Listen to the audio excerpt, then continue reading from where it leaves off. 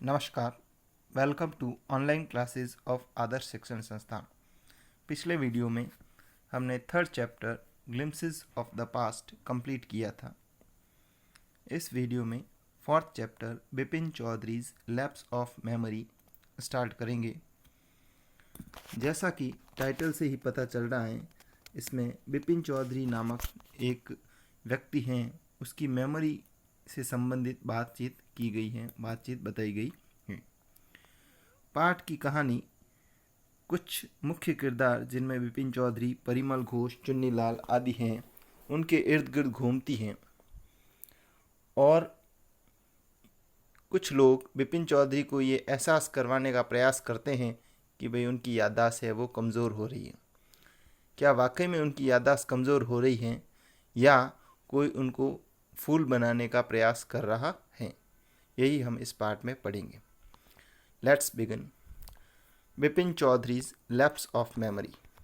Lapse का मतलब होता है खोना या कम होना, अर्थात याददाश्त का कमज़ोर होना। बिपिन चौधरी की याददाश्त का कमज़ोर होना या कम होना। First part. Every Monday on his way back from work, Bipin Chaudhary would drop in at Kali Charan's in New Market to buy books, crime stories, ghost stories, and thrillers. He had to buy at least 5 at a time to last him through the week. He lived alone, was not a good mixer. He had few friends and didn't like spending time in idle chat. Today, at Kali Charan's, Bipin Babu had the feeling that someone was observing him from close quarters.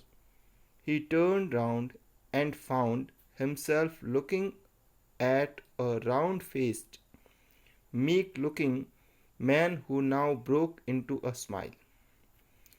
I don't suppose you recognize me.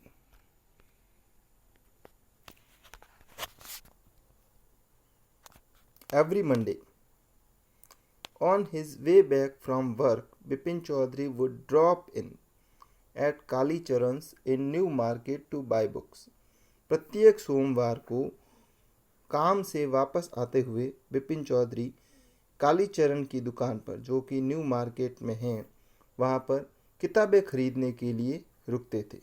Drop in का मतलब होता है जाना या मिलना, तो यहाँ पे इसका मतलब है जाना, यानी वो काली चरण की दुकान पर जाते थे। Crime stories, ghost stories and thrillers. Crime का मतलब होता है अपराध, अर्थात आपराधिक कहानियाँ, भूतों की कहानियाँ। और थ्रिलर्स, थ्रिलर्स का मतलब होता है रोमांचक कहानियाँ। इस प्रकार से वो जो भी कहानियाँ मिलती थी, चाहे वो क्राइम स्टोरी हो, घोस्ट स्टोरी हो या थ्रिलर हो, उनको खरीदते थे। He had two by at least 5 at a time to last him through the week. He had to buy at least 5, उनको कम से कम 5 किताबें खरीदनी पड़ती थी। To last him, लास्ट का मतलब यहाँ पे चलने से है या समय तक पहुँचने से, यानी कि एक सप्ताह का समय बिताने के लिए, एक सप्ताह तक का समय बिताने के लिए उन्हें कम से कम 5 किताबें खरीदनी पड़ती थी।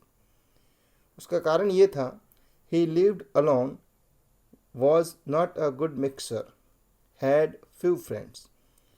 एक तो वो अकेले रहते थे, दूसरे वो गुड मिक्सर नहीं थे। मिक्सर का मतलब होता है मिलनसार, अर्थात वो ज़्यादा मिलनसार नहीं थे। had few friends, और उनके जो मित्र थे वो भी बहुत कम थे, few न के बराबर। and didn't like spending time in idle chat. idle का मतलब होता है व्यर्थ, अर्थात व्यर्थ की बातों में समय बिताने में भी वो ज़्यादा समय नहीं बिताते थे, व्यर्थ की बातों में भी ज़्यादा समय नहीं बिताते थे। Today at Kali Charan's, Bipin Babu had the feeling that someone was observing him from close quarters. आज काली चरण की दुकान पर बिपिन बाबू को ऐसा महसूस हुआ, ऐसी फीलिंग हुई कि समवन वॉज ऑब्जर्विंग हिम, कोई उनको देख रहा है, उनका निरीक्षण कर रहा है, उनका पीछा कर रहा है। From close quarter, close quarter का मतलब होता है एकदम निकटतम स्थान से या बहुत ही नज़दीकी से। He turned round and found himself looking at a round-faced, वो मुड़े और उन्होंने देखा कि एक राउंड फेस्ड मैन, गोल चेहरे वाला व्यक्ति है, वो उनकी तरफ देख रहा है। Meek looking man who now broke into a smile. Meek, meek का मतलब होता है एकदम विनम्र, अर्थात विनम्र चेहरे वाला या नम्र सा दिखने वाला चेहरे वाला व्यक्ति वो अचानक मुस्कुराने लगा और उसने कहा, I don't suppose you recognise मी।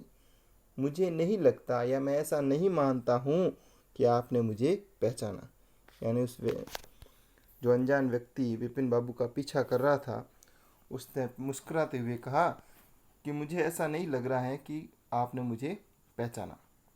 अब विपिन बाबू क्या कहते हैं, have we met before, asked Vipin Babu. Vipin Babu ने भी पूछा, क्या हम पहले मिल चुके हैं? The man looked greatly surprised. We met every day for a whole week. I arranged for a car to take you to the Hudru falls. तो उस व्यक्ति ने कहा, the man looked greatly surprised, वो बहुत ही आश्चर्यचकित दिखाई दिया। यानी जब विपिन बाबू ने पूछा कि भाई क्या हम पहले मिल चुके हैं, इस बात को सुनकर के वो बहुत आश्चर्यचकित हुआ और उसने कहा, we met every day for a whole week. एक सप्ताह तक हम रोज़ मिलते थे। I arranged for a car to take you to the Hudru falls. Hudru नाम एक जलप्रपात या झरना है, तो वो कह रहा है हुद्रू जाने के लिए या हुद्रू झरना, हुद्रू जलप्रपात जाने के लिए मैंने आपके लिए कार की भी व्यवस्था की थी। और आप मुझसे पूछ रहे हैं कि हम मिल चुके, हम तो एक सप्ताह तक रोज़ मिलते थे। तो इस प्रकार से उसने आश्चर्य से कहा कि भाई हम तो एक सप्ताह तक रोज़ मिलते थे और अभी भी आप पूछ रहे हैं क्या हम कभी मिल चुके हैं। आगे वह व्यक्ति कह रहा है, in 1958 in Ranchi my name is Parimal Ghosh. उसने कहा 1958 में हम मिले थे और रांची में मिले थे और मेरा नाम परिमल घोष है। यह सुनकर के वापस जो विपिन बाबू हैं वो आश्चर्य से कहते हैं, रांची? पीछे क्वेश्चन मार्क लगा हुआ है। कहने का मतलब वो पूछ रहे हैं क्या रांची, जैसे कि वो कभी रांची गए ही नहीं हो, इस प्रकार के एक्सप्रेशन देते हुए उन्होंने कहा Ranchi. Now Vipin Babu realized that it was not he but this man who was making a mistake. Bipin Babu had never been to Ranchi. He had been at the point of going several times but never made it. He smiled and said, "Do you know who I am?" तो अब विपिन बाबू हैं, now Vipin बाबू realised, अब विपिन बाबू को एहसास हुआ, महसूस हुआ that it was not he but this man who was making a mistake, कि गलती वो नहीं कर रहे हैं। अब तक तो उनको लग रहा है हो सकता है भाई मैं इस व्यक्ति से कहीं मिला हूँ और पहचान नहीं पा रहा हूँ, लेकिन अब उनको एहसास हुआ कि भाई गलती मैं नहीं, ये व्यक्ति ही कर रहा है। Vipin Babu had never been to Ranchi, क्योंकि विपिन बाबू तो कभी रांची गए ही नहीं। He had been at the point of going several times, कई बार वो रांची जाने की अवस्था में थे या रांची जाने को तैयार हो चुके थे, बट नेवर मेड इट, लेकिन कभी गए ही नहीं। कहने का मतलब है कई बार ऐसे अवसर आए जब उनको रांची जाना था, उन्होंने रांची जाने की तैयारी की या रांची जाने के बारे में सोचा, लेकिन वो कभी भी रांची नहीं गए। ही स्माइल्ड एंड सेड, वो मुस्कुराए और उन्होंने कहा, do you know who I am, क्या तुम जानते हो कि मैं कौन हूँ? The man raised his eyebrows, bit his tongue, and said, "Do I know you? Who doesn't know Bipin Chaudhary?" The man raised his eyebrow, उस व्यक्ति ने अपनी भौएं उठाई, bit his tongue, अपनी जीभ को थोड़ा सा दबाया, and said, और कहा, Do I know you? क्या मैं तुम्हें जानता हूँ?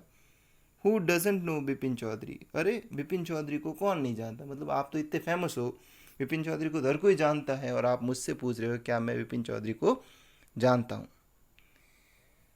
आगे का पार्ट है वो नेक्स्ट वीडियो में पढ़ेंगे। क्या विपिन चौधरी उसको पहचान पाते हैं, ये अगले पार्ट में पढ़ेंगे। Thank you.